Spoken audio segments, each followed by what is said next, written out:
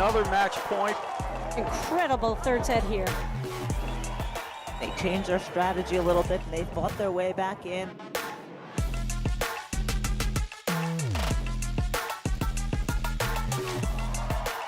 There it is, game, set, and match.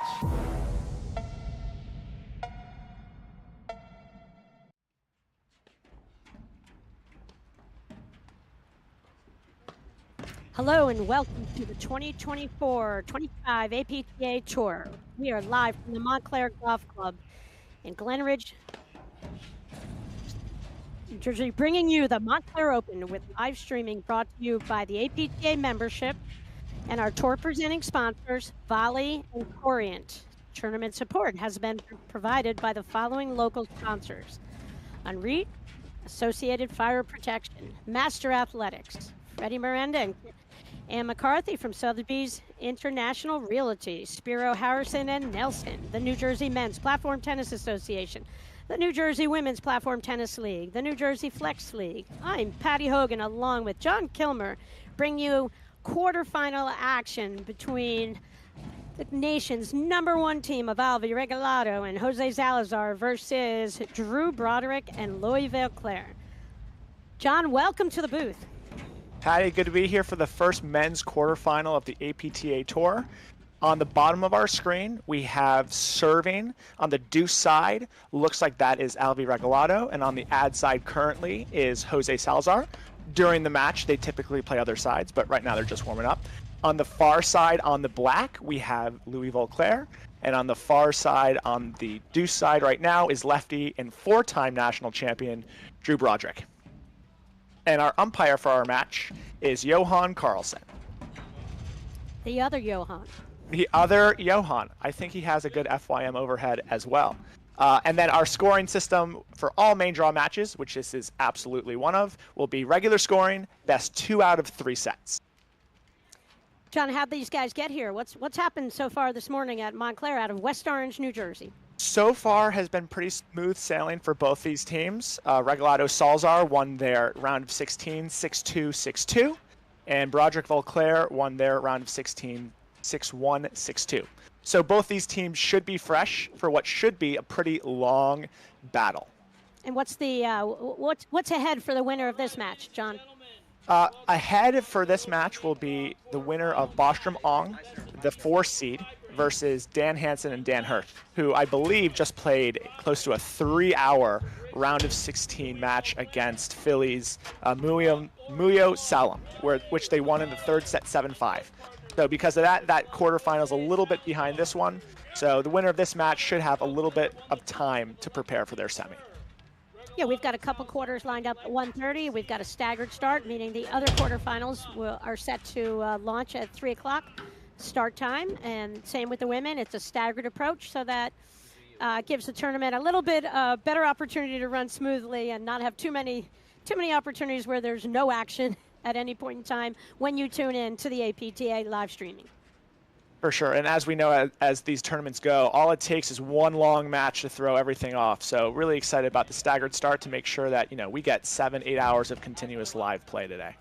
Looks like Drew Broderick is starting us off to serve the match. He took his practice serve, and we are about to get underway.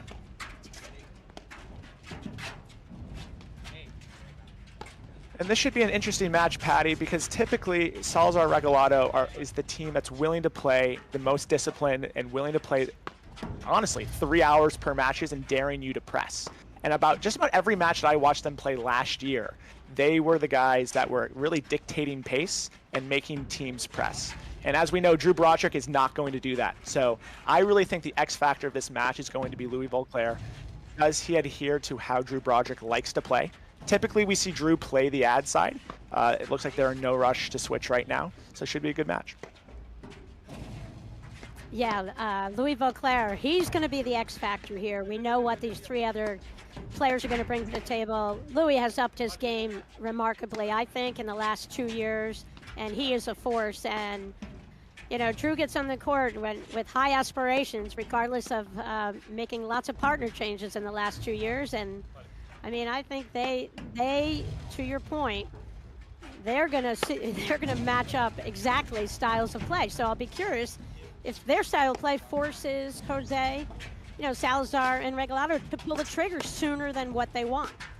For sure. And this is where Salazar Regalado is a little bit different than like your traditional, slow grinding team.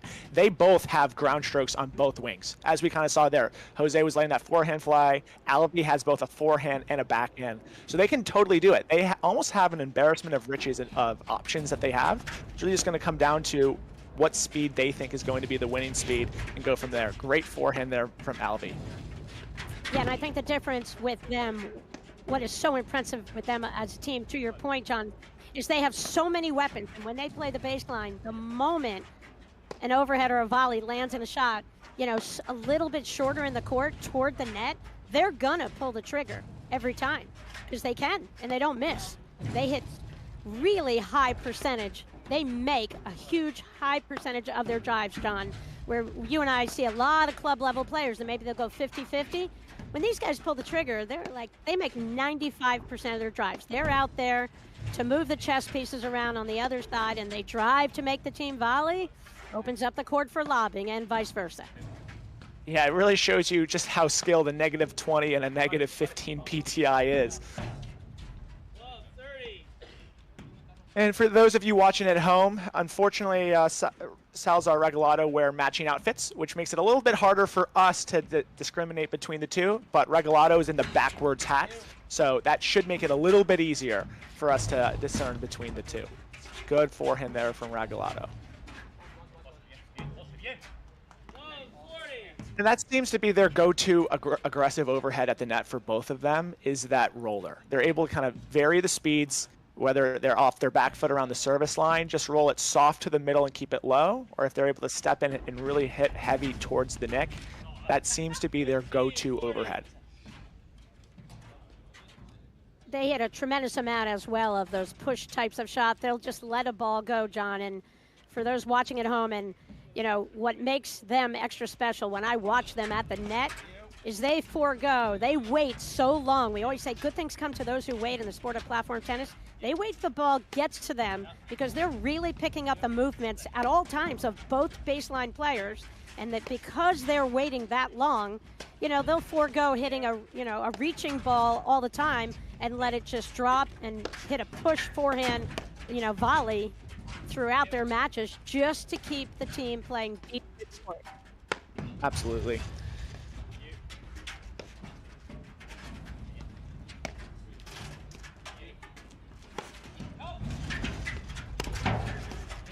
That's a really good volley there from Volclair.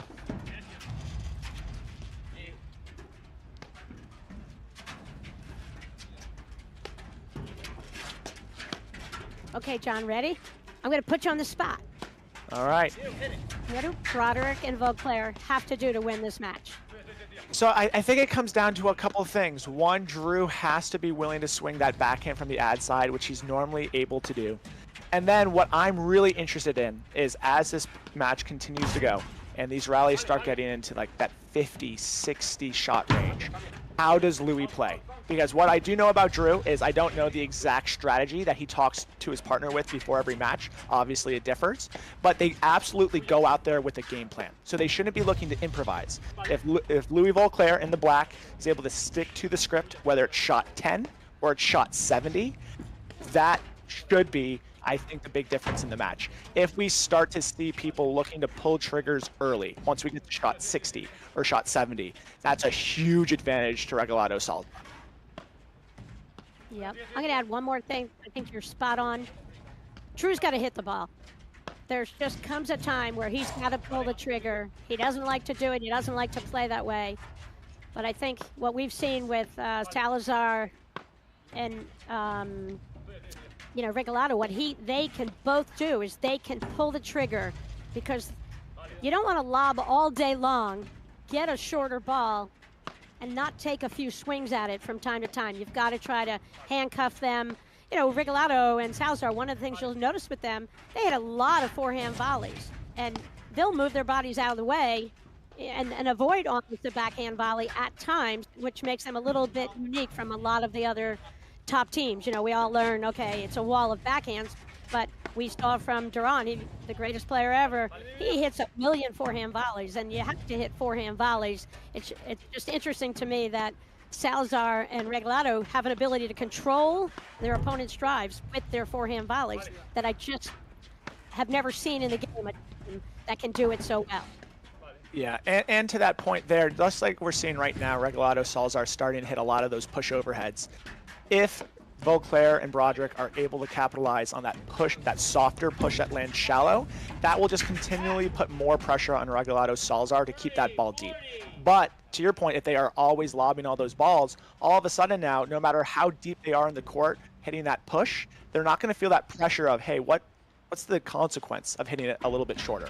So it really just makes them think a little bit more, to your point, if they can pull that trigger on balls that meet their criteria. And you know what? It is, I believe, 72 degrees today in New Jersey, so that ball should be staying up just a little bit higher to make it a little bit easier for all four of these guys to hit high-quality drives. It was interesting when Volclair made that move, hit the ball through. He charged the net, and you notice Broderick just stayed back on the baseline.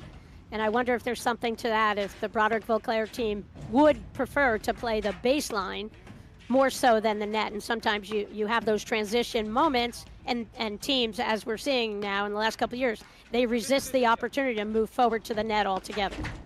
Especially when it's warm. And that's a really good ball from Drew. Like, that backhand is his weapon of choice. Love to see him committing early, taking that inside the court, and making a really aggressive step to the deuce side to take that ball. We're already off to a great start.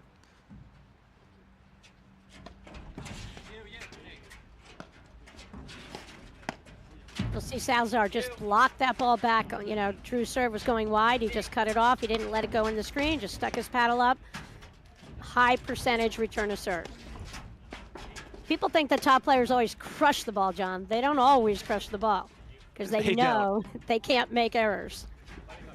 And they have such a faith in their ability to hit good lobs that they know they're eventually going to get the ball that they want. So if that return, especially off of a lefty serve, isn't the look that they're looking for, right, to your point, more than happy to hit a block lob, throw it up, and wait for a shot that is honestly their favorite shot. Good backhand volley there from Salazar. Yeah.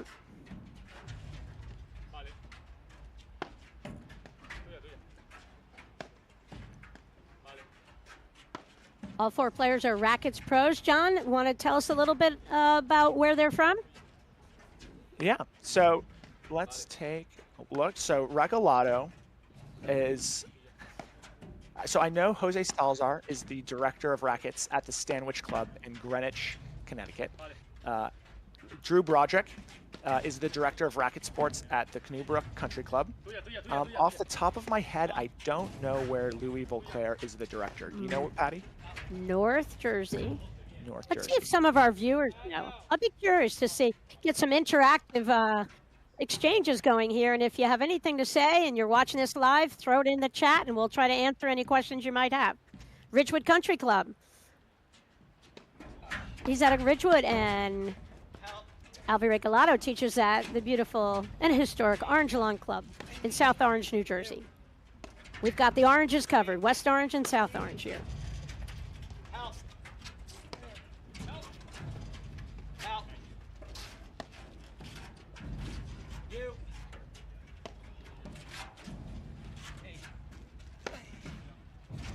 Hey, John, a lot of thanks to Ann Waldron, who handled all the scheduling last year for the live stream announcers, and she's passing the torch to Karen Najelnik, who's doing a phenomenal job. APTA couldn't do this, couldn't pull off all these tour stops without incredible effort from those two women.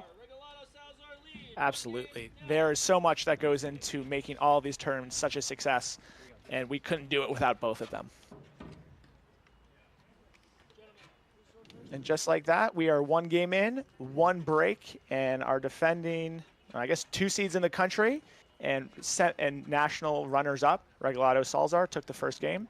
They're up 1-0. Currently, the #1 team in the country. #1 team in the country. #1 ranked team. Broderick broken out of the box. Does it phase him, John? I don't think so, especially when it's this warm. Like, you know, this is going to be a slight advantage for the returning team rather than the serving team. Now, if it was 45 and raining, I think it would face him to be not holding serve.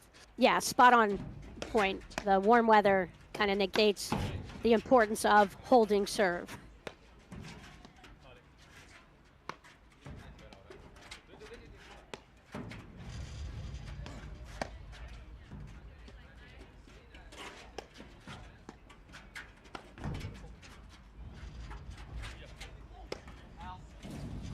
It'll be interesting to see. So this should be like the first game that we get a prolonged look at what the Broderick Volclair strategy from the baseline is.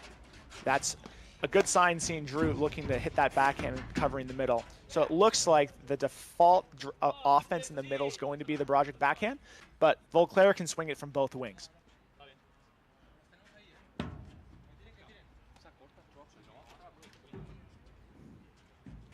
I think to your earlier point, John, about how they have a script and they're hoping, you know, how they know how they want this to play out, and your comment about Volclair sticking to the script, I think allows Drew the ability to just Broderick to move in front of Louis at any point in time. If he's feeling it and he can apply pressure with that two-handed backhand, he's going to pull the trigger. You know, unfortunately, Salazar and Regalado saw it coming, and, you know, Drew pulled the trigger on 3 shots, and those guys made 3 volleys, which is what you fully expect from him.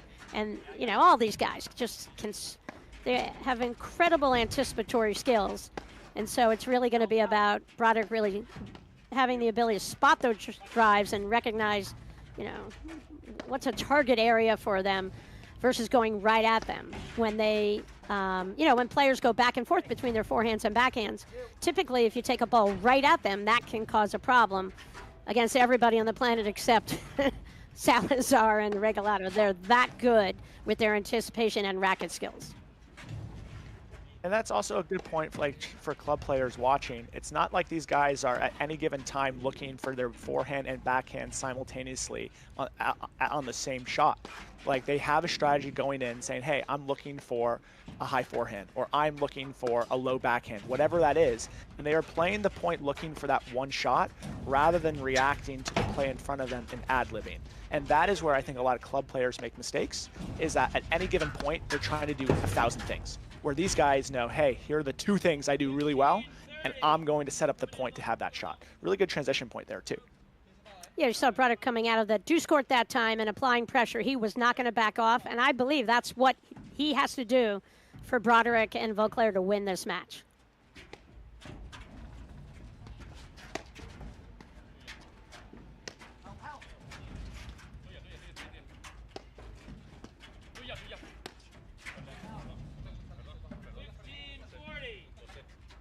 And that's where Broderick will hit those lobs at times to certain spots, and not with a tremendous amount of height on purpose, to just see if he can get a quick reactive type of error, and he got one there. An unusual error, actually. Yes. And a lot of people think the only way that you can create discomfort is with drives. And like that, to your point, Patty, just hitting those lobs off the deck with low height does not give Regalado Salazar a lot of time to reset and continuing, I guess in their mind, to stick to their script. So sometimes just varying the location and the height of the lob causes a great deal of discomfort to your opponents, not just the drive. And there we go. I guess we are on break today on a sunny, warm day in New Jersey. Hey, John, you know what I'm liking for Broderick Volclair is Broderick's play, pulling the trigger sooner in the point out of the deuce court. I like him being in the deuce court in this matchup, because I do believe Regalado and Salazar throw a lot of shots over to that deuce court, and, you know, Broderick would rather shoulder those shots than probably have Volclair shoulder it. And so I'll be curious as to, you know, how, as this match goes on, how much time we see Broderick in that deuce court instead of the ad court. Yeah. And to that point, too, then, if Regalado Salazar have to be really careful then pushing middle, because the Volclair forehand is a massive weapon there. That's a really good forehand flick volley from Drew there. And the Volclair speed. I mean, the speed of his feet, the speed of his mouth. The guy's a nonstop talking machine. Sometimes you can probably like understand 1 out of every 5 words he says because he speaks so fast. One of the funniest, most entertaining lovely guy on tour, and he has great hair, John. You know, that is always a plus. And I can speak from experience in match play. I would always rather having my partners say a little too much than not enough. If I know what they're thinking and where they're going, man, does that make a huge benefit for me as a teammate. What a great drop shot right there. The player's in transition, you know, and just dropping the ball short. You wouldn't think on a 70-degree-plus day that would work, but in that situation, it was a brilliant shot. Really soft hands to pull that off.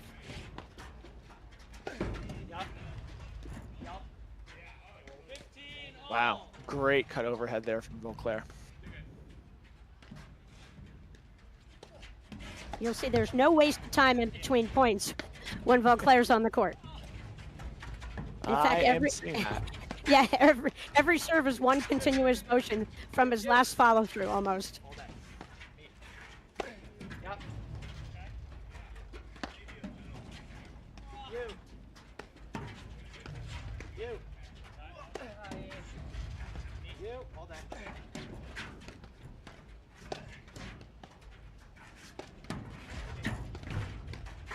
And you heard Broderick say all day, meaning All day. do not switch this to the other side.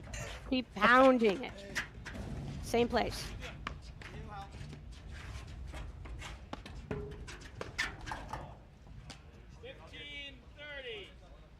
And that's the ball where I think if he's inside the court, you swing that forehand all day. 2 feet behind the baseline, that's just a choice that I don't think is a sustainable choice to beat the #1 team in the country. And that is what they're going to dare you to do, is that you almost start to feel like I have to come up with a perfect shot every point. And that is just mentally draining, knowing that I have to be perfect for 2-3 hours to beat this team. So they're baiting a Frenchman, you think? Potentially. Hey, Regalado, Salazar. Regalado, Salazar lead the first set, 2-1. There we go, our first hold of the match. I think there was a break. I think Louis just got broken. Oh, you are correct. So we are still on break. We're a good team, John. If we mess up, we cover it up fast.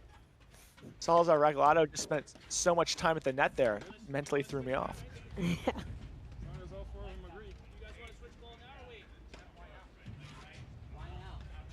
John, the Montclair Golf Club, just a wonderful host club for this event. They've done it now a couple of years. First stop on the APTA Tour. First stop of so many, and kudos to Montclair member Patty Topping, who just has gone above and beyond and is so committed to making this just the greatest event to kick off the APTA Tour. Thanks, Patty. Love 15.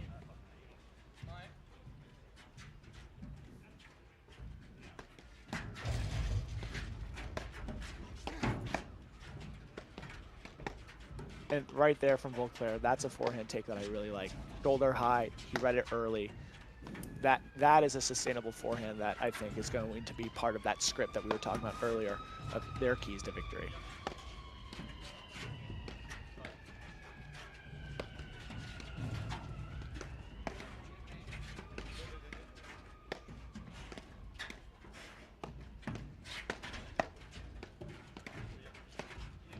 And right there, even though Regalado Salazar made that volley, I think Drew attacking that down up just really sends the sign that, hey, every mistake that you guys make, we are going to make you hit a volley. Now, Regalado Salazar are probably going to make 95 of those out of 100 of those volleys, but that's just what you have to do over the duration of that match.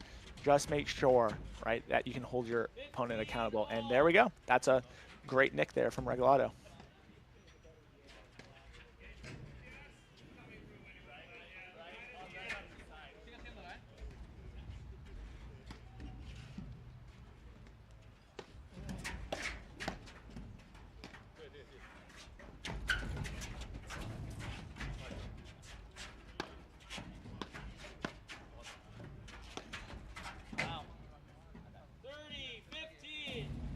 But Broderick got the look he wanted, and he pulled the trigger, and I think that's what he's got to do. I think most of Louis' offense, out of that ad court is going to, Salazar and Regalado are such good volleyers, they're going to be able to negate it.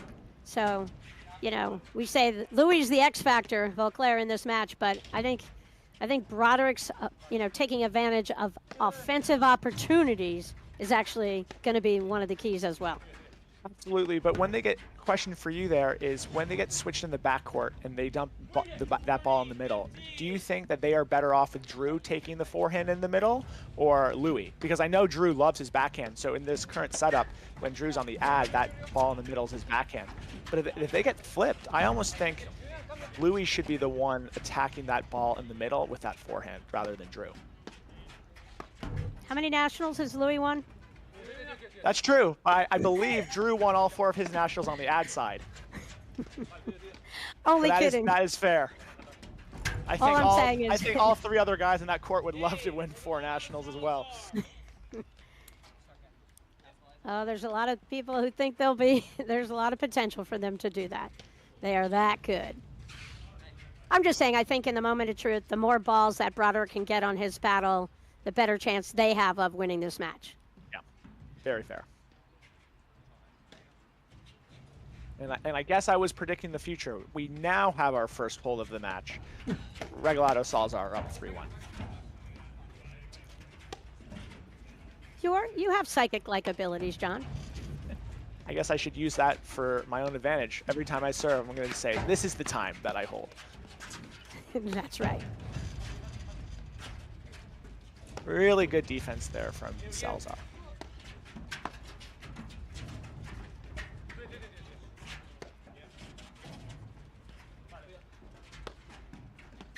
And those are the points that kind of get forgotten, but like Salazar or anyone really making, wow, what a phenomenal dig there from Regalado.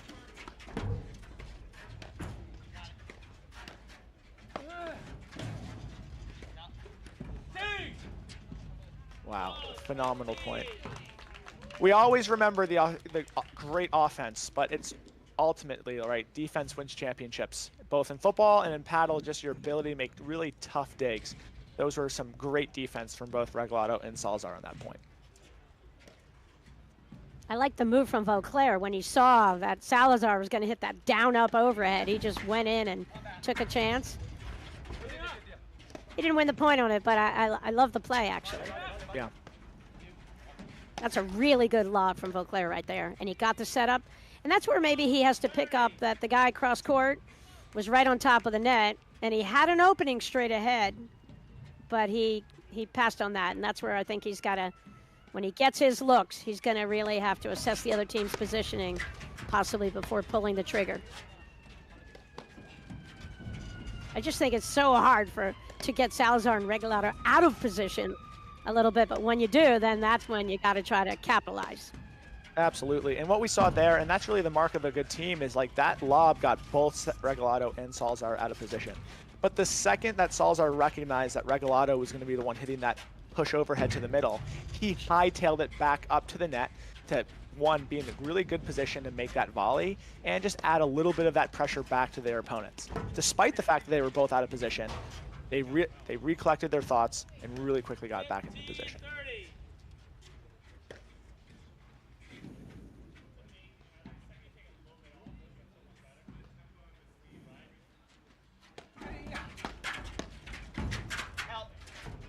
We say, not holding serve in the warm weather, not critical, but pretty important for Broderick and Volclair here in this first set. Don't want to fall behind, 3 games if you can help it, for sure. So I do think this is a big game on Broderick's serve.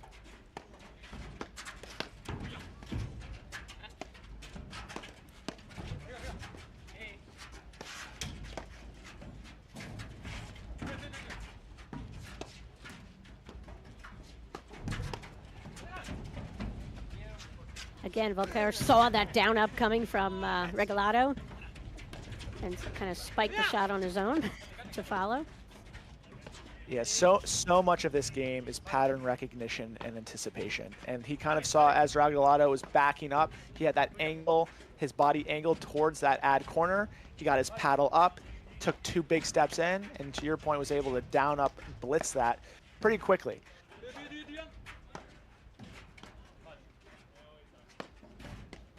And after a lot of transition, we have settled back into pretty classic 2-up, 2-back battle.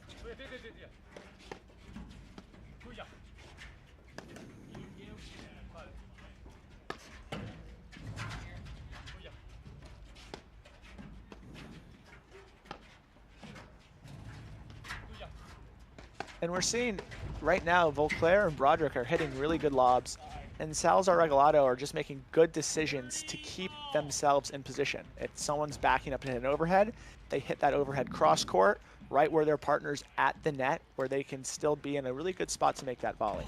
But Volclair there had a huge forehand at Regalado.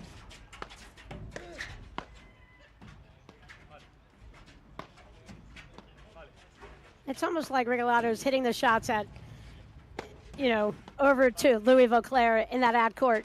And you know, when we talked earlier about baiting him, he just wants him to hit it. They fear nothing. No, they don't fear anybody's drives from what I can see in the sport. No, Like, they welcome it. Yeah, they challenge it, and you know, they can slow down or speed up at their choosing, which makes them so remarkable. And it's almost mental warfare of saying, hey, I'm going to give you your very best ball to drive, and we're going to handle it. Yeah.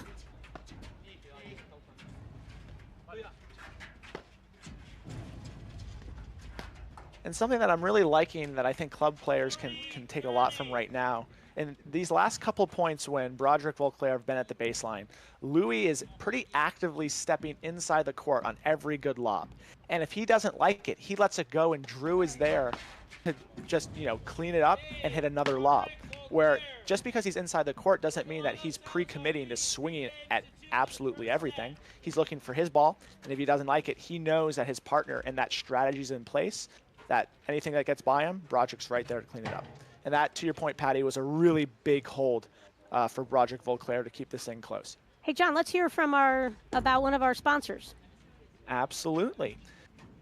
Get ready to take your training to the next level with Serve and Volley, the world's first responsive play drill. Volley's new AI-powered feature mimics real game conditions, tracking your court position and returning every serve, just like the real thing. It's the ultimate way to sharpen your platform tennis skills with targeted practice. Try Serve and Volley today on the Volley Racket app and experience the future of training. Get Volley today at getvolley.com.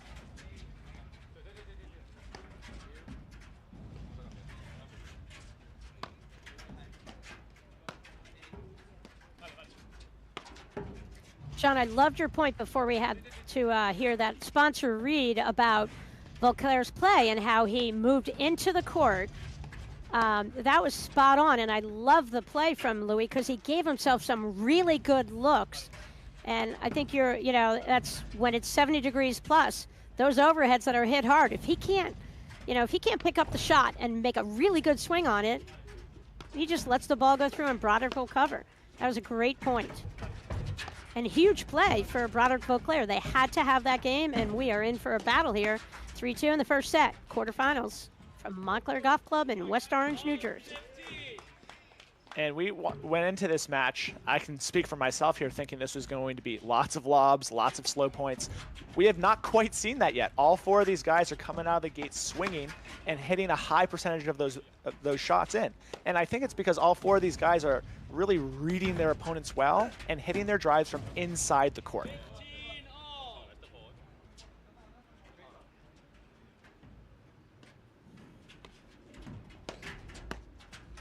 In other quarterfinal action, we have an amazing match underway. Actually, it'll start at 3 o'clock, and that is Nunez and Powers, our defending national champions, are playing against Juan Araya, who's pairing up again with Mark Parsons, four-time national champ and newest individual voted into the APTA's Hall of Fame. He'll be inducted sometime this winter. Congrats to Mark Parsons. Absolutely. I don't think there's ever been a player that has climbed that screen to hit backhand drives on the ad side quite like Mark Parsons.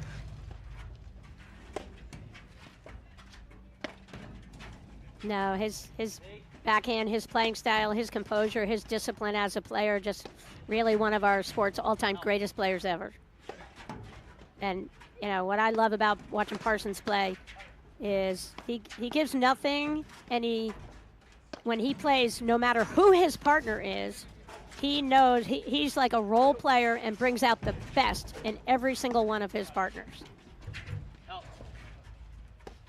And that really is an exceptional skill. It's easy to go out there and say, this is the way I play, take it or leave it, but to be able to look at who you're playing with, right, discern, hey, these are his strengths, here's how I fit into that puzzle, and by the way, I'm gonna bring a lot to the table. I'm not gonna miss a volley. I can roll a forehand and a backhand, and arguably have maybe the best backhand that this game has seen. To your point, right, one of the game's very best and incredibly deserving of that honor.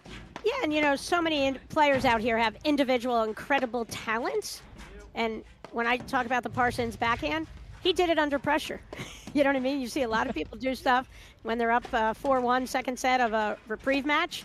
Parsons delivered all the time, and he just took that overhead away from two righty opponents, which is typically what he was against with that two-handed backhand. It was a constant threat, no matter where it was hit, you know, to his backhand in that ad corner.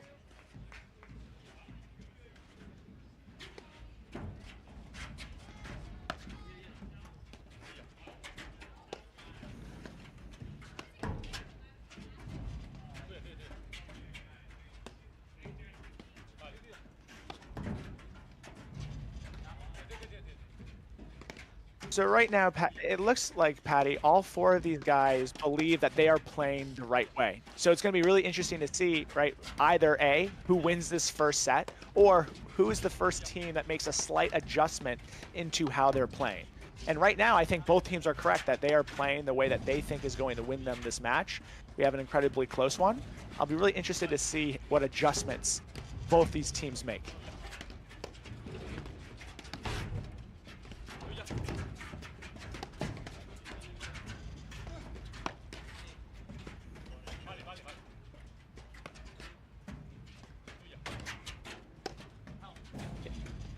And you can hear right now that on every overhead, Regalado, Salazar are just talking on who's taking that ball. It doesn't matter that they are the #1 team in the country. They are talking on every overhead, which is something that club players can absolutely take with them. Because I think a lot of times they think, hey, this ball is obviously my partner's. I'm not going to say anything. But all of a sudden, then the next ball is a little bit more iffy. And now we're in that habit of not talking. And that's where trouble happens. So just communicating every point is so important, especially at the net.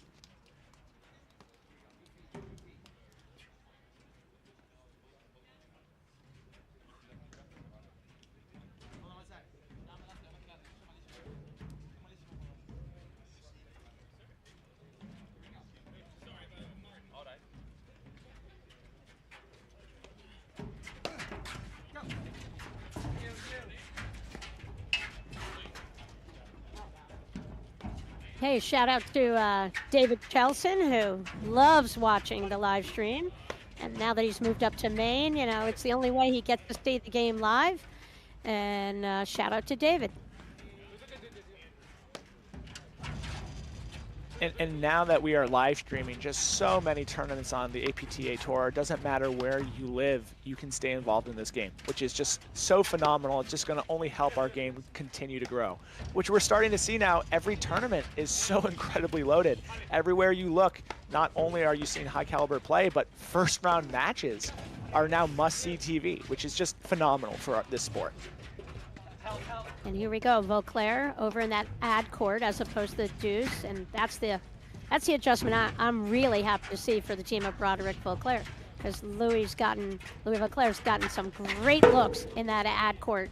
I feel like in the deuce court, he doesn't get as many good looks from these guys right now.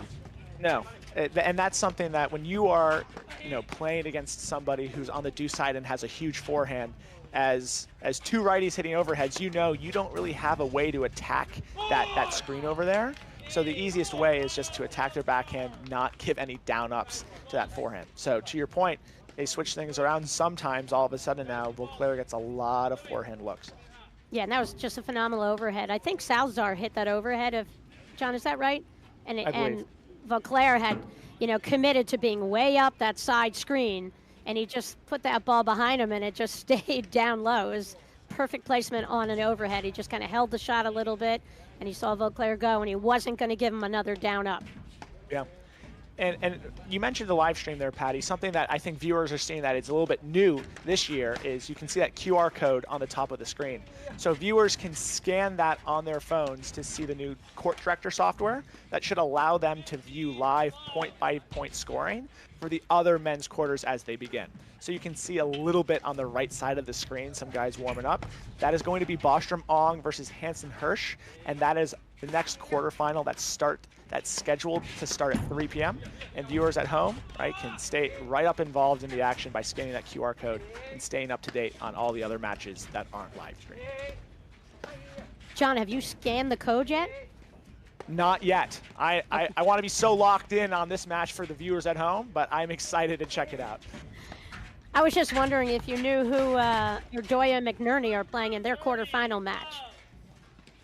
But they're on the top half of the draw, and the winner of their match will play the winner of the Nunez Powers Araya Parsons match. So they are playing against Russell Bentheim and Madik Chavinsky, who won their round of 16 match 7-6, 6-3. So that should be a phenomenal quarterfinal, and we don't get that many opportunities these days to see Mick Urdoya in action. So that should be a phenomenal quarterfinal.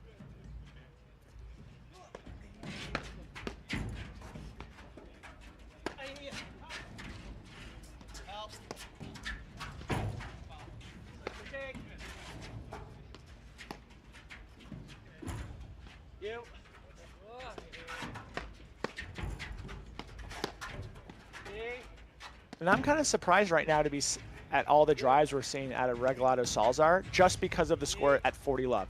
Typically, especially once you as a team gets down 40 love, you decide let's play one long grinding point, get a little bit of momentum back in this game and see what we can do. And then, right, if you win that point and you want to keep swinging, but they are taking very high percentage takes inside the court.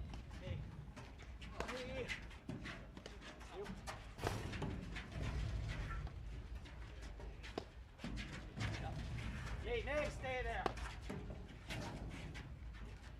Speed, here we go. Come on. Gabe, Broderick, Volclair. Regalado, Salazar lead, first set, 4 games to 3. And John, here you have the #1 team in the country. After 7 games, we're in a dead heat here with Volclair. I don't know who put that picture there. Thanks, Evan. Volclair Broderick, I mean, it's their dream start to this match to be, down 3-4 in this first set. Phenomenal start for them. It is. And to your point, right, it looks like they are playing the way that they want to be playing, right? They have that teamwork, that communication. They know where each other is hitting, right? They're sticking to that same side of a court. They're staying in good positions to really just handle the barrage of attacks that Regalado and Salazar can throw at them. 15 love.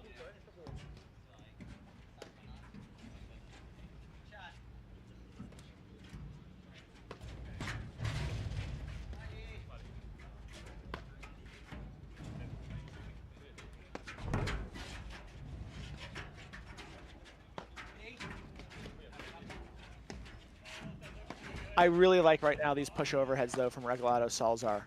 After a 40 love loss game, it looks like they are going to be playing high percentage shots and daring Broderick and Volclair to come up with shots that are going to beat them. They both have phenomenal hands up there at the net, and their push overheads, as we're seeing, keep landing past the service line. So that I really like that idea of, unless they get a really short ball like Regalado had right there where he can roll and attack, right now at 4-3, say, hey, we're the #1 team in the country. You guys got to come beat us. We're not going to give you anything from this point moving forward.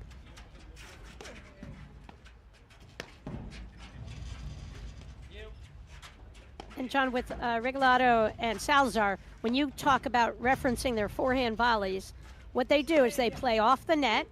You don't see a tremendous amount of shifting with them, and they'll allow the height of the ball to drop they'll forego the opportunity to reach for an overhead and simply let that ball drop.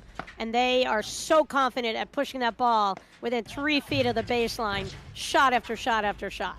I think a Yeah. club level player, that's a huge thing for club level players to think about and to work on in order to be able to dictate the tempo of a match more from the net.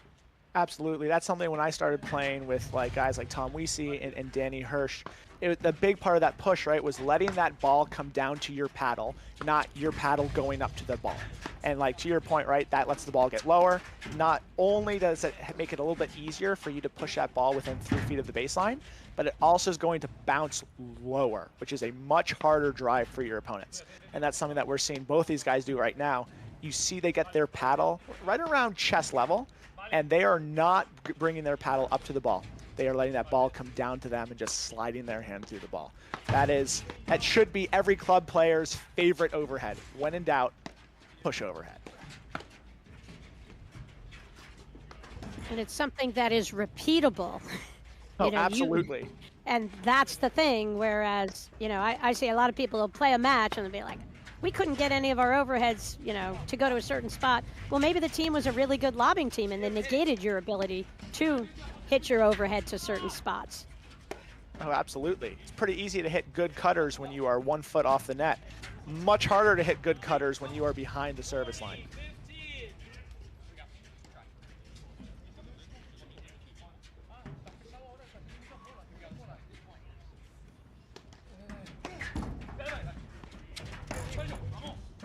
Game, Regalado, Salazar. And right there, I think that is why they are the #1 team in the country. They felt the moment at 4-3. They're like, we are going to dare you to beat us. And they just played high percentage balls, to your point, Patty, incredibly repeatable overheads, keeping it close to the baseline, hitting great volleys, and forcing Broderick, Volclair to come up with great shots to beat them. And that game, Regalado Salazar held pretty easily, and we are at 5-3. Yep, and Volclair, too bad on game point there. He saw an opening, made the move, and then, went for like more of a swinging volley. And I always say, when you're in transition, getting up there sometimes, you got to shorten your backswing, you got to shorten your follow through sometimes. Just, boring straight ahead volley would have gotten it done there in transition. He went for more, missed it on game point. Although it's almost as if he heard what you were saying on that one. He read that early, really short backswing, really short follow through, took away time. 15 love, Broderick, Volclair.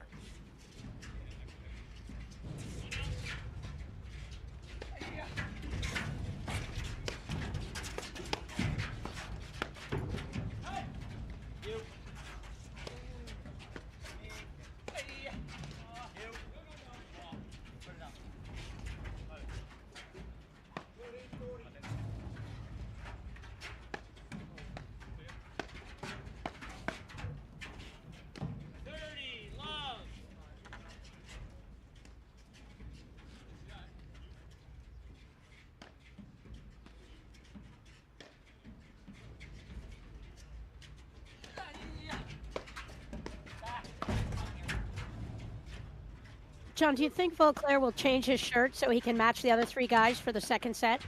You know what? If he has a teal one in his bag, I'd wager he's willing to do that.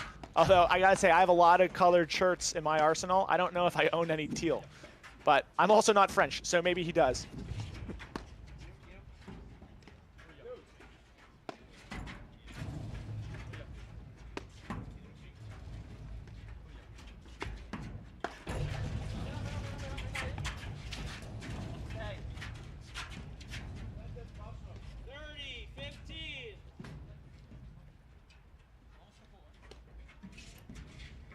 And that's a ball there that, like, it's easy to be critical on, but when you are on the 5th shot of transition, right, and you feel like this is my opportunity, if I can just squeeze this one down the line to reclaim the net and get us to a 40-love lead, I think in that moment, that's a reasonable risk to take. Something that I talk a lot about when we talk about platform tennis is calculated risks, where that, we love to play textbook. I wish every shot that all of us hit has a 100% chance of going in. That's not the reality. So you got to know when you are taking those risks, right? Is it a calculated one that in that moment might pay dividends if it goes in? And if you're up 30 love, that's a good time to do that.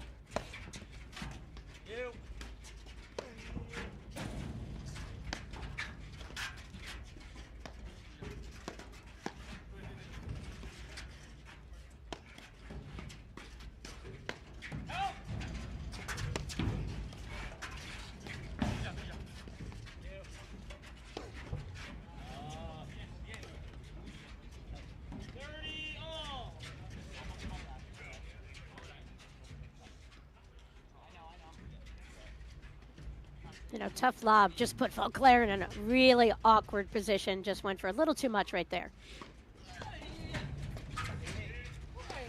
I'm not sure he calculated the risk before he hit that, John.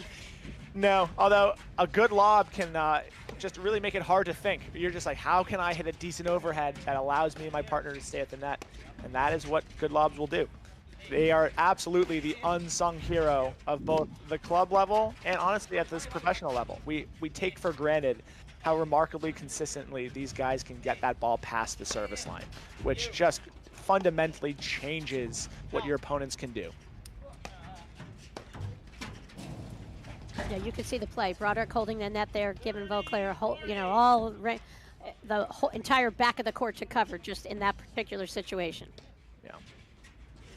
All right, here we go. First set point of the match.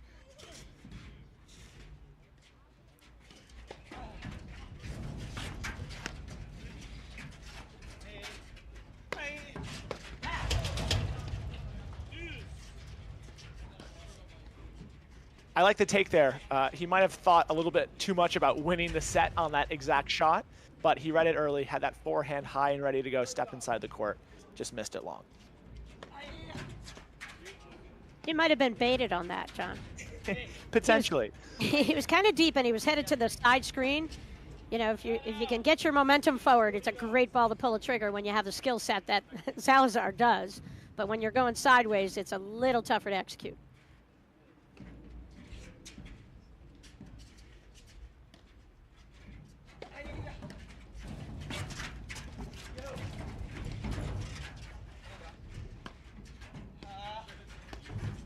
And I always like watching these first really high stakes points of the match because it really sheds light on what the strategy is going to be. And there we go. 6-3, first set goes to our #1 team in the country, Regalado Salazar.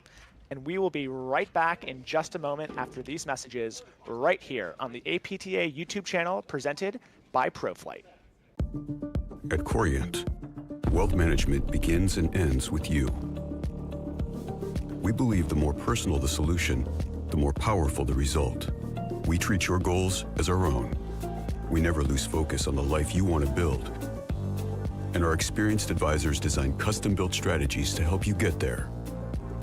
It's time for a wealth management experience as sophisticated as you are. It's time for Corient.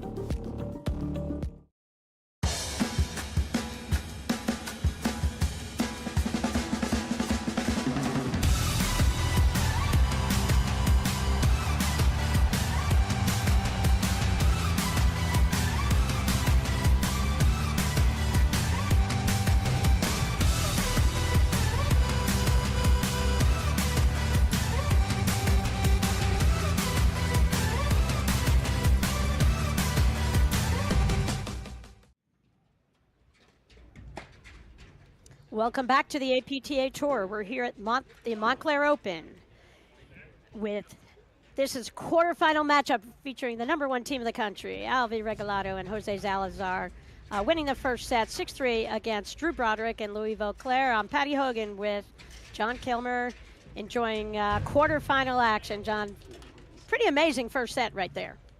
It was high level. It was a little bit faster than I think both of us were anticipating, but all four of these guys were making good decisions, right? They were waiting for balls that were high inside the court to drive. All four guys making really good volleys. And, you know, it just came down to a few key points. Regalado Salazar took it 6-3. Hey, John, what's coming up on the APTA Tour? What do we have to look forward to? We have a lot of phenomenal tournaments coming up. So this is the first stop on this year's APTA Tour, the Montclair Open. October 19th and 20th, we head to Chicago for the Medina Cup. The week after that takes us to Baltimore for the Baltimore Open. And that means we have a total of 3 APTA Tour events before the first Grand Prix of the year, the Chicago Charities, November 1st through 3rd. So we are off to a fast start on the APTA Tour this year.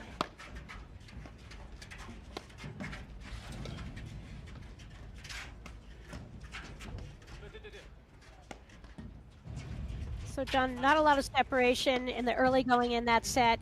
Salazar, Regalado had a 4-2 lead. Broderick Volclair made it 4-3, then it went 5-3. That was when the separation began. And, you know, very little separates these two teams in this match. No, I think, honestly, the thing that jumped off to me in the second half of that first set was Salazar Regalado had a huge advantage in transition. And it seemed like transition points seemed to be a little bit more common in those last couple games. And that is where, that was probably the difference between the first and second set. And as we saw there, they started to speed up play, make Broderick, Volclair move around, and eventually force that error. Okay, so here you are, Broderick, Volclair, second set. Do they make any tactical adjustments? You know, the only one I can think of is just switching on the baseline a little bit. I don't think, you know, I don't really think there's much else that they can do. But I do think when they did that, Volclair got some looks and Broderick got some more looks. I feel Absolutely. like Salazar and Regalado with this setup with Broderick, Volclair, I feel like they have no fear of this setup. And honestly, just switching your setup at the baseline halfway through the point is a really good way to keep your opponents honest and thinking, because they have to fundamentally in real time think about, hey, what are the new safe spots? Where are our new reset spots? Where if you're always staying at the same side, you kind of know the script, you know where to go when you're in trouble, what not to do. Just switching in real time can just keep your opponents on their toes and result in some good looks for both of these guys.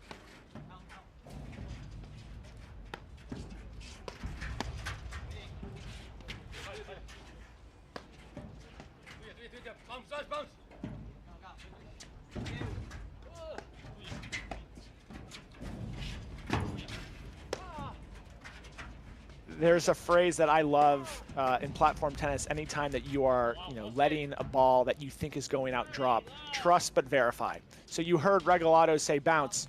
That doesn't mean that Salazar just stood at the service line and hoped it went out. He ran with it. If it goes out, great, he'll call it out. If it hits the line, he is there, able to throw up a lob, reset from that baseline. So really good little note for club players. Just because you think the ball is going out, trust but verify, move with that and make sure it actually does. And if it doesn't, you are there to keep the point going. Hey, Regalado, Salazar. That looked like a Johan Durant fake apology. Hands up, but I think he would do that every time if needed to win the point.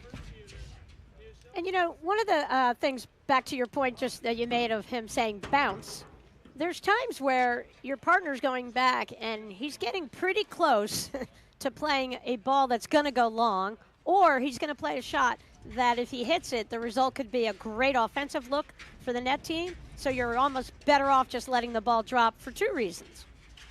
Absolutely. And that too, right, that communication, if you hear your partner say bounce, you have a feeling that they're going to be joining you at the baseline, so you don't even feel that pressure to hit too good of a shot. And just that paddle is nothing but a constant conversation, and that the more that you are in tune with your partner, the better off. John, New Jersey just loves platform tennis, team nationals, junior nationals, APTA tour stops, everything. New Jersey Women's Platform Team, one of our, the New Jersey Women's Platform Tennis League, one of our sponsors for the event. I mean, they've just turned it around in New Jersey at the beginning of the season with an incredible offering. It's the launch event, and every club's involved. People from all over the league can go to certain sites and get to know players from their own series of play for the upcoming season. They're doing an expo on, I believe, October 18th with all the great New Jersey pros involved in that. And go to New Jersey Women's Platform Tennis's website and learn more about it and how to get involved. Just another way where, New Jersey loves paddle. Their paddle pros love showcasing their talents, sharing their talents, and that event's going to be over at Fairmont Country Club. Blake Anderson's the director over there, doing a great job. Festive environment. If you're around in New Jersey, Chatham, New Jersey, anywhere on the 18th, it's worth going. And to your point, Patty, we are watching, the Montclair Open, the APTA men's tour event, the women's tour event, but there are 9 different brackets of play at the Montclair Open this year. We have a men's challenger for those teams that try to get into the tour event, couldn't quite get it with their NRT points. And we have PTI events, women's PTI 30 to 45, women's PTI 45 to 55, 55 to 65, 65, 75, and so on, which is just, no matter what your skill level is, this tournament has an option for you, which is just so phenomenal. A lot of people think, hey, you know, I can't compete with Drew Broderick and Louis Volclair, or I can't compete with Regalado Salazar. Tournaments aren't for me. And that's just not the case at all. There are so many different events that will give you where you belong, give you phenomenal matches, and just expose you to the broader national paddle community, which I think for all of us that play tournaments, that's really our favorite part, is going to different cities and just, you know, getting exposed to the wider paddle community, which is just so phenomenal. Yeah, speaking of the PTI event, one example, the PTI 30 to 45 division saw the #1 seeded team of Harmon and Kiel. They beat Amarada and Foley to score the match, John, 6-4, 5-7, 7-5. That's what PTI events do. They allow for players within the bandwidth of a similar, you know, skills to go and compete against each other. And, you know, I looked at some of the results from those matches played yesterday and today, and you know, a lot of them are really competitive matches. And if you didn't have separate divisions of play, you get a ton of lopsided matches. And I know a lot of people are looking for ways to increase their PTI, or I guess decrease. They want it to be better. Improve. And playing tournaments is such a phenomenal opportunity for you to do so. You get to choose who your partner is. You get to travel to a new place, make a weekend out of it. So if you're a club player who goes, you know, I only get to play one match a week. How am I ever going to get my PTI where I want it to be? Well, tournaments are a fantastic way for you to get an extra 20, 30 matches over the duration of a year. That's a great point, John. I just saw the draw for the women's PTI 45 to 55 bracket. And what do you think, John? 3 sets. Congrats to Freeman and Wolf, who won 7-6 in a third set tiebreaker, you know, in the finals of that match, I believe. Or maybe Stern and her partner beat Freeman and Roof. But my point is, highly competitive matches throughout, not just here on the men's and women's tour, throughout all the 9 tournaments, 226 players participating in the Montclair Open over a span of 3 days. That's just phenomenal. I think every tournament, I mean, every court in New Jersey is being used for this tournament, which is just amazing. And that's the other thing about this sport. It could never happen without the cooperation of all these clubs, and it's hard to give up court, you know, on a beautiful fall day like this, but it allows the game to be showcased and to grow. And the APTA is forever grateful to every club in New Jersey, over and over, who gives up their courts so that we can showcase the game's greatest talents.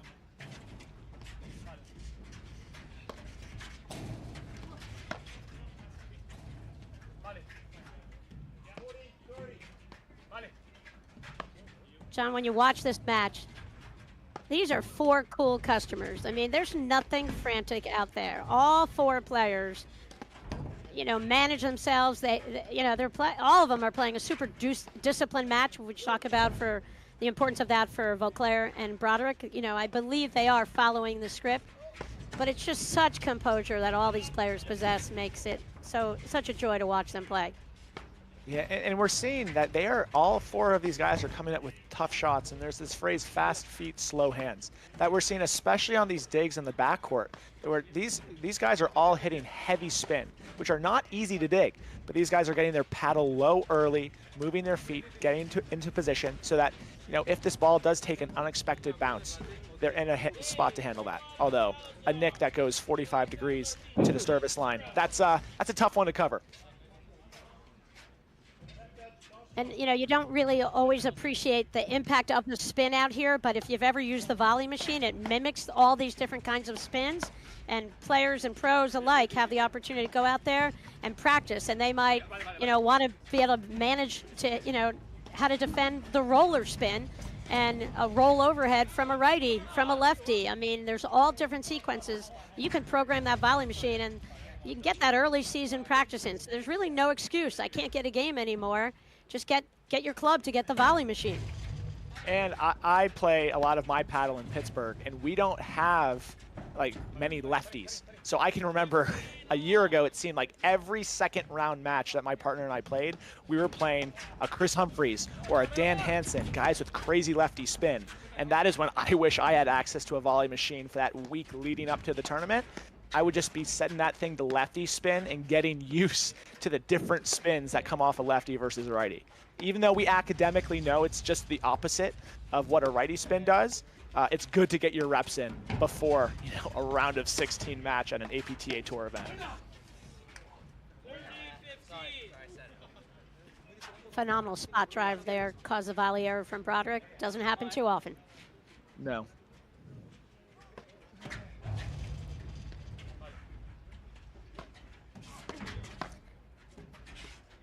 John, you're going to make the move pretty soon. Congrats on your new position with Amazon, and you're moving to the DC area. Does this mean you might jump on a team for Team Nationals? So I've actually already talked to some of my friends in Pittsburgh about Team Nationals, so maybe we'll make it a combination of some DC guys and some Pittsburgh guys.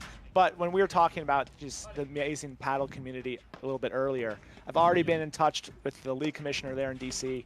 We're going to get some games going before the season starts and make sure that I'm on a team, which is just phenomenal to be able to move to a new city and already be welcome into a community, which is really what paddle does.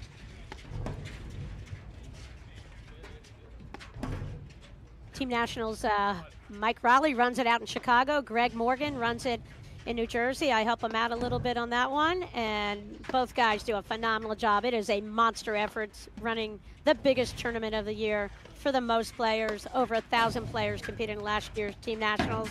So think about getting a team. It's never too early to put your team together, and depending on your team PTI, you'll be placed in a bracket for play with a couple of matches on Saturday. And then the semifinals are on semis and finals on the Sunday of the Team Nationals weekend, the first Saturday and Sunday in April.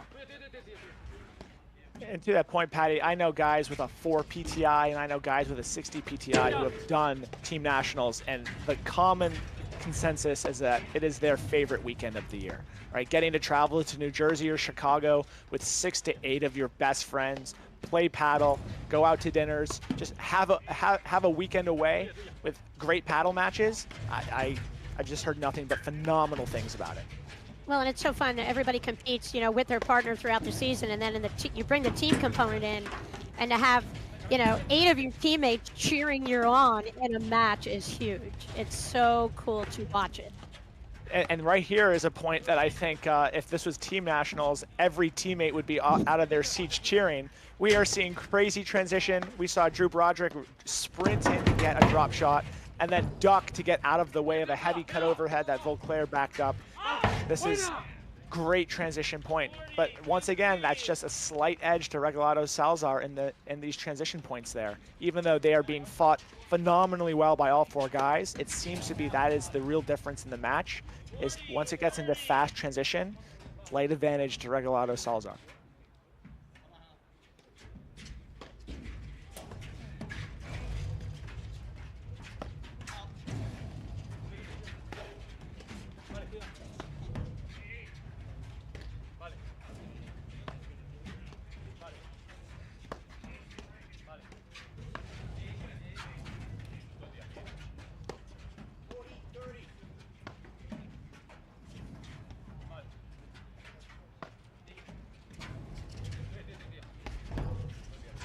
And I like it. After some pretty frantic transition points, all 4 of these guys settling down again, recognizing the importance of this point at 40-30, playing hitting high percentage targets, waiting for the right ball to attack, whether that be a short lob that Regalado Salazar can attack, or whether that be a short overhead that Volclair or Broderick can step in and drive.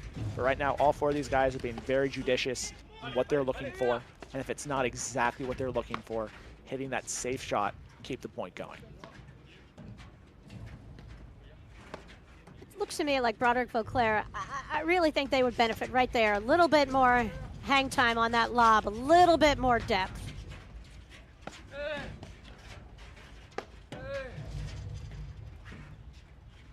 And that's something too that is pretty impressive as someone who plays summer paddle. It's 73 degrees and sunny right now for all 4 of these guys, and I don't think I've seen one lob miss long.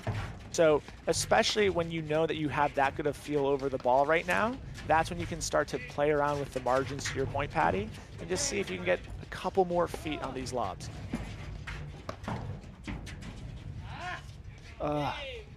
That's a great nick. Takes us to 3-0.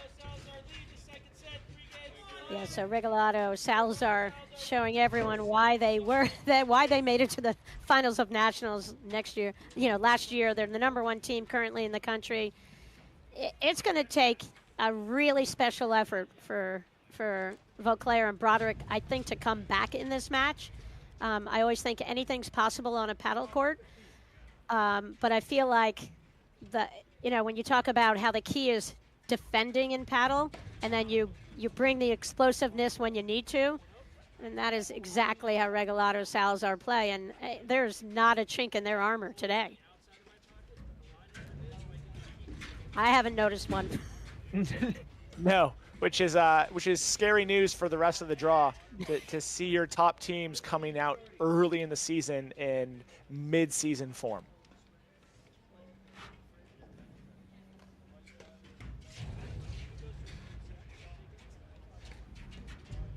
But I'm sure all 4 of these guys have been busy coaching paddle camps and then playing those exhibition matches, which all the campers love. So I'm sure all 4 of these guys have been playing a lot of paddle both this summer and probably more specifically in this past month.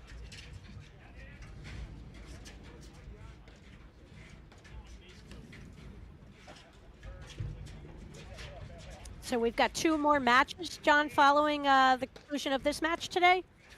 Yes, we have, for streaming purposes, we have the women's semifinal coming up, and then we have the men's semifinal at 6 p.m. And that should be top half of the draw. But you know what? As we were talking about earlier, Patty, if one match goes 5 hours, right, we're always down to improvise. But regardless of who's on the screen, the viewers are going to get 2 more phenomenal live stream matches today.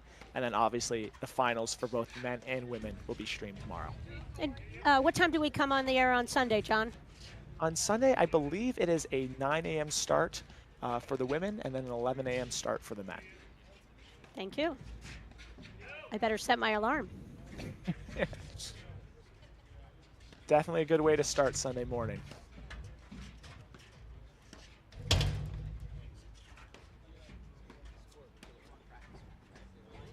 I'm impressed that all 4 of these guys are still in their first shirt.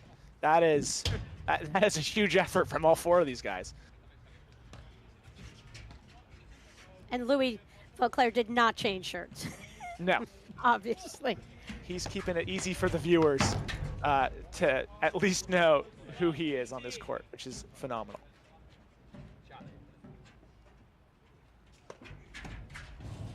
Love, 30.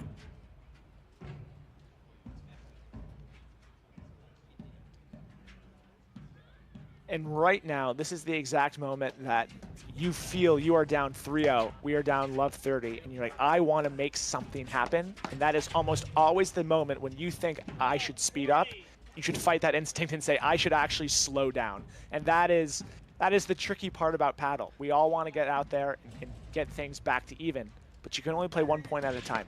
And sometimes the best things that you can do when you're down is just to slow things down, play high percentage, take a breath, and maybe change the pace of play a little bit. Yeah, I referred earlier to how Volclair plays really fast. They've played 4 points here in about 32 seconds. That's not good for Broderick Volclair. No, although I guess it worked on the last 2 points.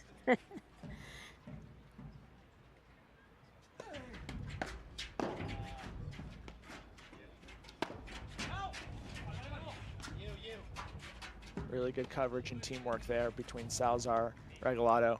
And that's something, too, that club players can take.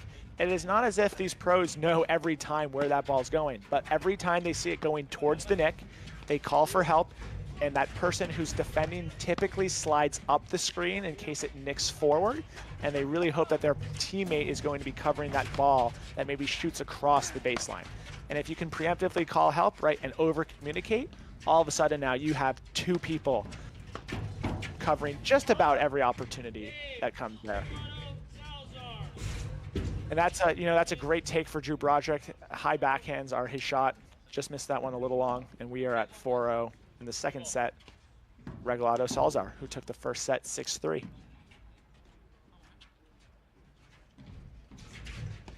So we were at 5-3 last time Broderick Volclair got a game. There's a lot of separation in this match now, John. Yeah, there is.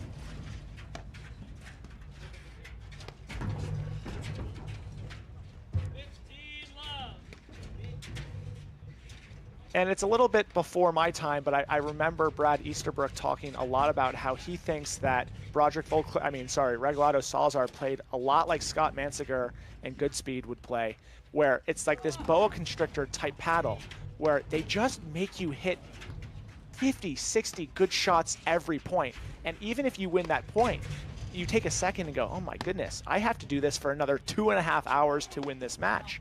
And it almost looks like that's what's happening here in the second set, is Broderick and Volclair are taking good swings at the right ball, but they're almost overhitting because they're feeling this pressure to capitalize on every opportunity that they have.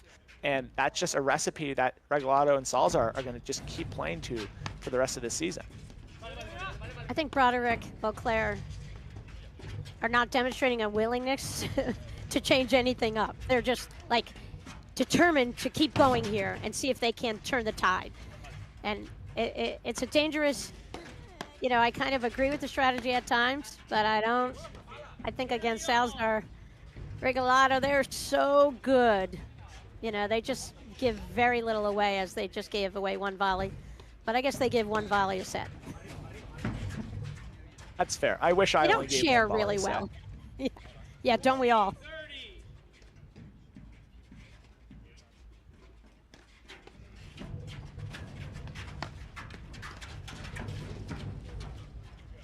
What a phenomenal point. Regalado Salazar lead the second set, 5 games to 0. Regalado Salazar won the first set, 6-3. And with that, would love to give a shout out to our second sponsor of today's match, Corient. Corient is excited to partner with the APTA because whether as advisors to our members or as members themselves, they are already a part of the APTA community. Learn more at www.corient.com, the official wealth sponsor of the APTA. All right, so I've seen Broderick over the years pull out a lot of matches, different partners from a deep hole, but this is a really deep hole for them to start clawing their way through. But it's got to be a point at a time and a game at a time, John. It really is. A favorite phrase of mine when I was coaching is, how do you eat an elephant? One bite at a time. And that is very much what they're going to have to do here. You cannot think of the arduous journey in front of you down 5-0. You just got to say, all right, let's play this point. Let's play this point and see how long they can keep it going. Boa constrictor, elephant. Did you visit a lot of zoos in your youth? I'm just a big fan of analogies wherever I can take them. So anytime I hear one that's good, I take it in my notebook and I'm ready for the live stream. John's from John Kilmer's Animal Kingdom tips. I love it.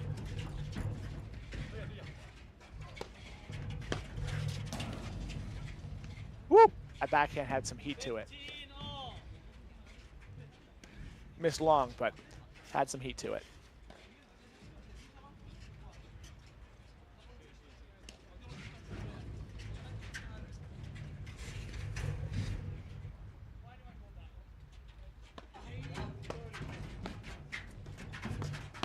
And something too that might, be contributing to the pace of play from all four of these guys is when you are playing tournaments and you know that, hey, this is my second match of the day, and win or lose, we have another one after this. We have to have a little bit in the tank for the next one.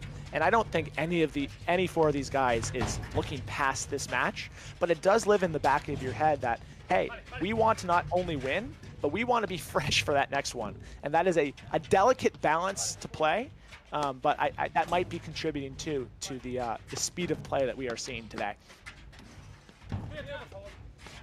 And for tomorrow morning, the women's finals, I can set my alarm a half hour later. It doesn't start till 9:30. There we go. And then the men won't start until the conclusion of the women's semi. So for all those paddle fans watching at home, you will get to watch 2 complete matches and not have to worry about which one you want to watch.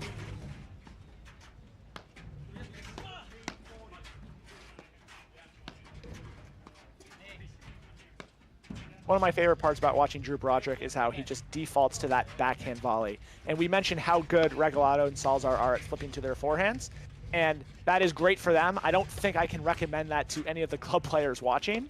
What I can recommend is getting up there with that backhand volley all ready to go, what I like to refer to it as your shield, so that when you are playing people who are blasting the ball, you are already set in a position that you are able to make those volleys. And those are the things that I always loved live streams for, is just saying, what are these pros doing that I can incorporate into my game? And really staying behind backhand volleys is something that absolutely everybody who is watching this can take into their game.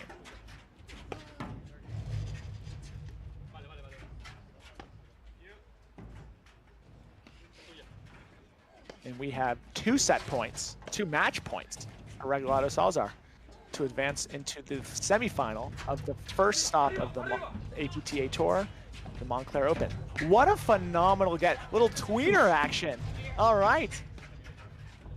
Oh, I thought he was going to go for a little tornado cut winner after that effort.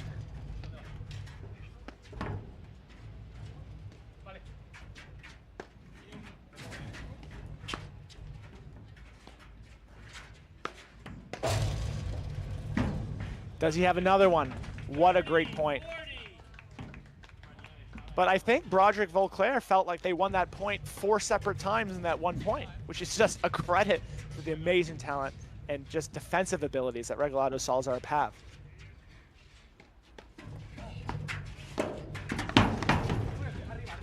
And there we go. Drew Broderick keeping that backhand up so that even in those fast-paced situations, ooh, some lefty spin on that one, brings it to deuce. Saved off 2 match points.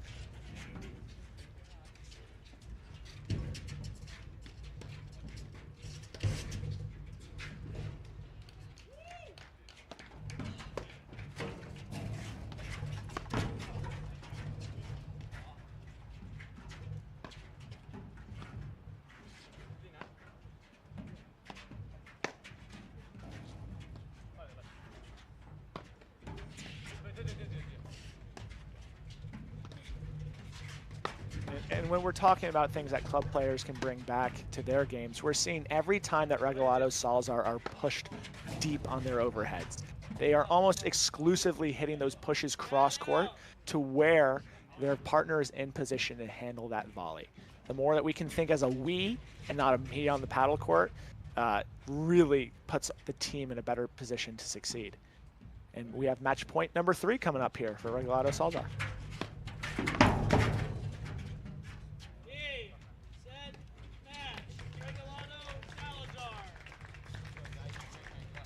John, we can just see why, why again, they are the #1 ranked team in the country. Just no weaknesses whatsoever. Phenomenal defensive players, but I just love how they can pull the trigger at will from wherever they are on the court. When they want to go for an explosive shot, they go for it and they make it. Maybe 98% of the time. I thought it was 95, but I just upped my percentage for them. Yeah, and 98% is going to put you in a fantastic spot to win matches. So great effort from them today, and this quarterfinal match should be a great semifinal coming up later in the day. And we are off to a great start. Yep, and so John, that's a wrap from APTA live streaming from men's quarterfinal action. Stay tuned because I believe at 4 p.m. You will see a phenomenal women's semifinal action followed by men's semifinals later tonight. Thanks so much, John. Awesome. Pleasure being in the booth, Patty. Take care.